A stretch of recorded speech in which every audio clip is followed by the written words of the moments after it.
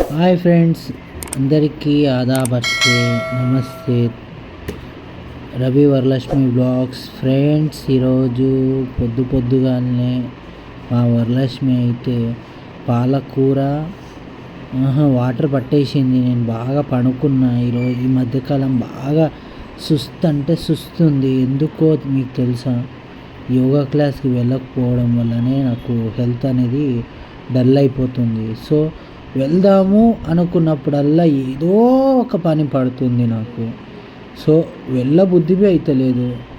అది ఫ్రెండ్స్, అమ్మవారి దర్శనం అయితే ఈరోజు వెళ్దాము, ఏమన్నా అమ్మని చూద్దాము అని అనిపించింది. సో అమ్మ దగ్గరికి అయితే వెళ్ళాను. అమ్మ దర్శనం అయితే చాలా అంటే చాలా బాగా అయింది. హోమం చేపిస్తారు, యజ్ఞం చేపిస్తారు.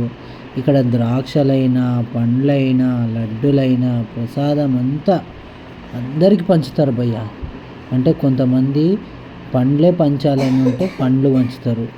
సో ఇంటికైతే వచ్చిన తర్వాత మా వరలక్ష్మి పూజ అయితే చేసేసింది.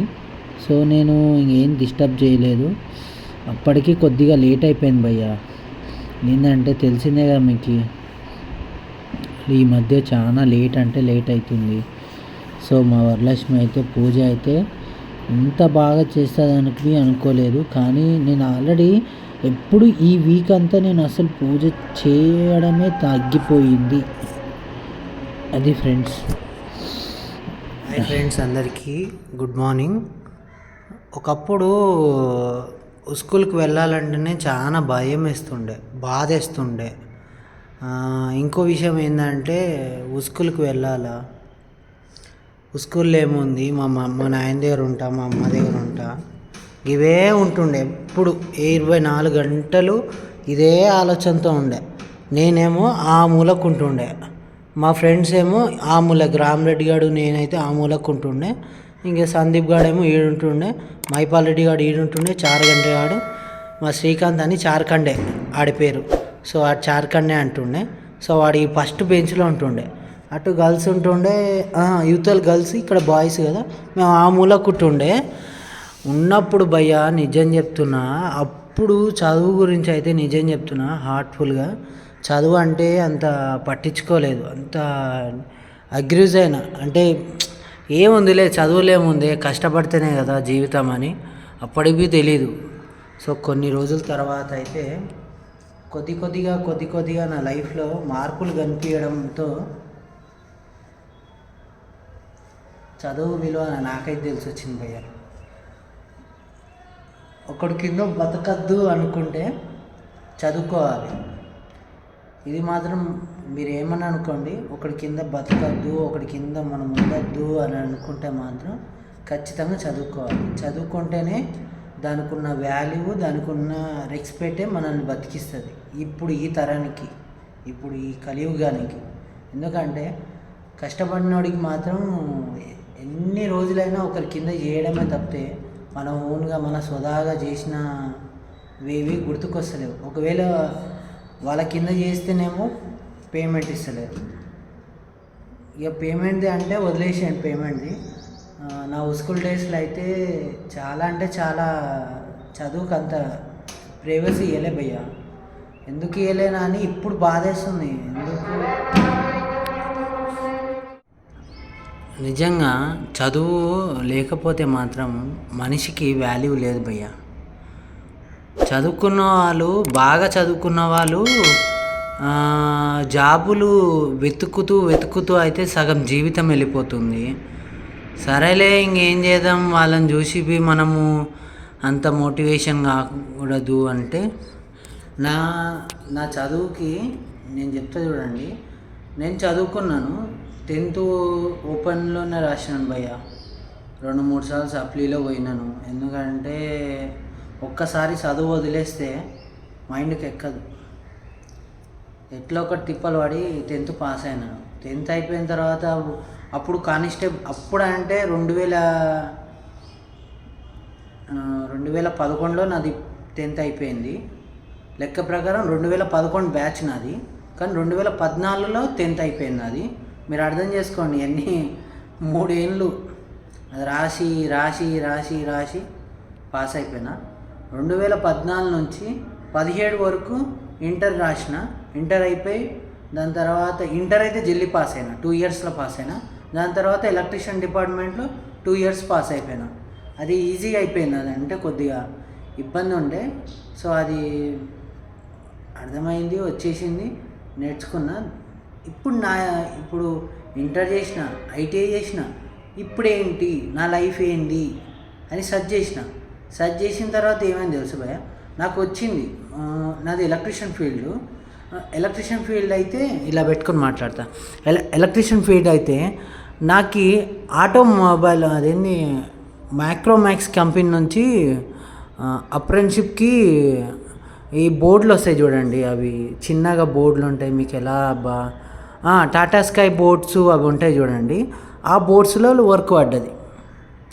అంటే అతనికి పోయి, సార్ మేము మాది ఎలక్ట్రీషియన్ డిపార్ట్మెంటు, సో ఇది 1 ఇయర్ అప్రెంటిషిప్ చేస్తే మాకేమైనా ఛాన్సెస్ ఉంటాయి కదా సార్ అని అంటే, బాబు ఈడ ఉన్నది ఒకటే 5,000 శాలరీ, నెలకి 5,000. చెప్పండి సార్, 5,000 తిండి మాదే, మళ్ళీ బెడ్ ఛార్జీ అంటే అది తుగ్గుడు అవతల ఉండే.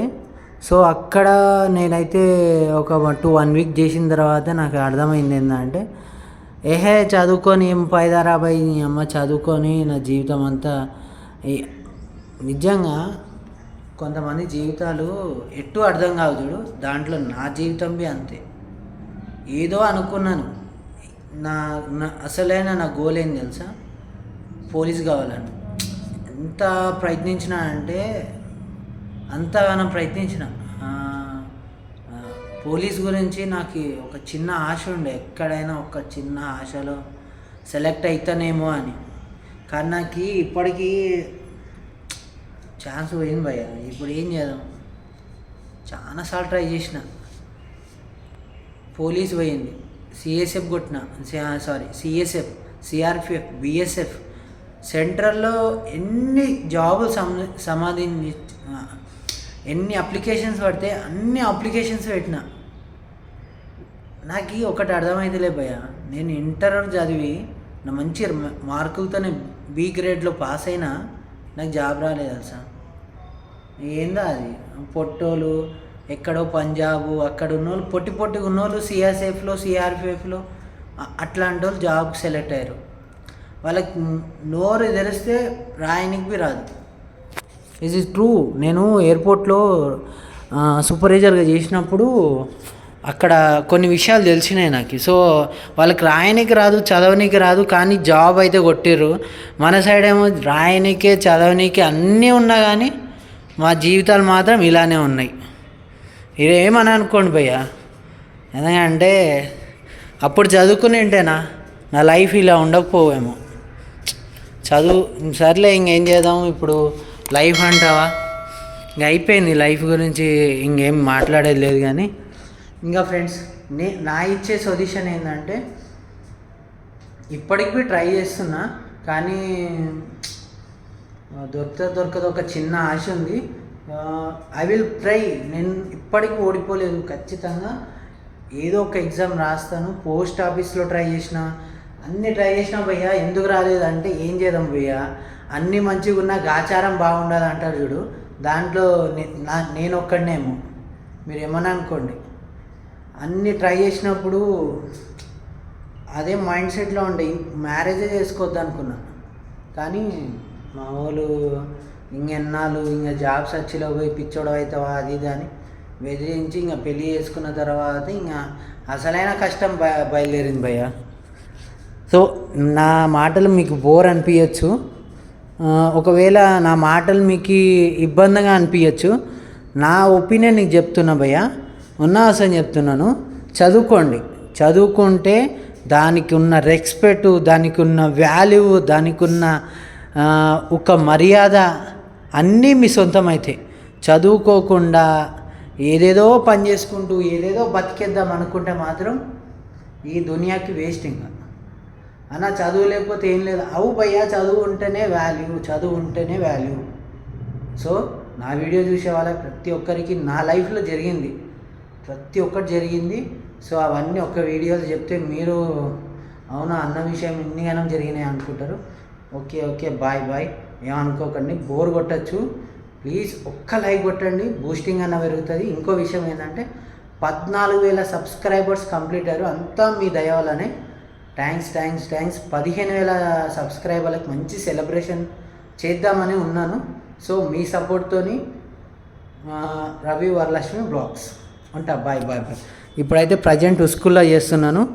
సో ఈ మధ్యకాలంలో నాకు సెంట్రల్ గవర్నమెంట్ అంటే గవర్నమెంట్ త్రూకి సంబంధించిన పెయింటింగ్ వర్క్స్ ఇవన్నీ కొద్దిగా వస్తున్నాయి.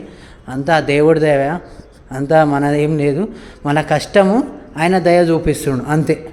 అది ఫ్రెండ్స్, బాయ్ బాయ్ బాయ్. ఈరోజు మా వరలక్ష్మి కోసం అలీం తెచ్చిన ఫ్రెండ్స్, ఇప్పుడే ఇంటికి వచ్చిన. సో టేస్ట్ ఎలా ఉందో అనేది నూనె చల్లగా ఈ టేస్ట్ రావాలంటే నిమ్మకాయ తినాలగా.